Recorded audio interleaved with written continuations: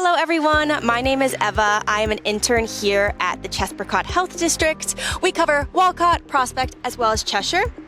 Today we're going to be talking about how to recognize an opioid overdose, as well as what Narcan is and how to administer it. Some signs of an opioid overdose include loss of consciousness or limp body, slowed breathing, small pinpoint ice, pale blue or cold skin, and a slowed heart rate. So, what is Narcan?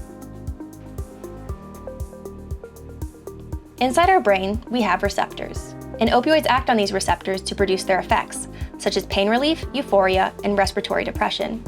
When someone overdoses, as shown by the abundance of squares, these receptors become overwhelmed, leading to life-threatening slowed breathing. However, Narcan, as represented by these circles, is an opioid antagonist, meaning that competes with opioids for the same spots.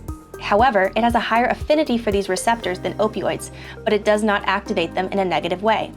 By binding to these receptors without activating them, it displaces the opioid and reverses opioid overdose. Here we have the Narcan box. On one side we have the diagram explaining all the different parts to the auto-injector. On the other side we have all the steps, in case you forget, on how to administer the medication.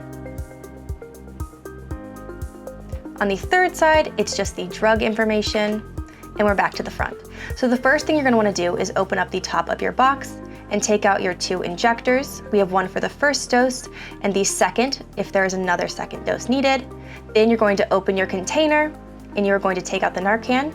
You're gonna put 2 fingers on the top and your thumb on the plunger. Then you're going to put it all the way inside of your patient's nose. And then you're going to push down on the plunger until all the medication is expelled. You're gonna wait 2 to 3 minutes, call 911, and then give another dose if needed. That concludes our opioid overdose response and Narcan training. Thank you so much for joining me. Here are 3 key points to remember.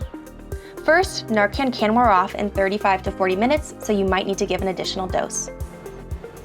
Number 2, make sure to call 911 after the initial dose. And number 3, in Connecticut, we're protected under the Good Samaritan Act, meaning you have no fear of being sued for unintentional harm.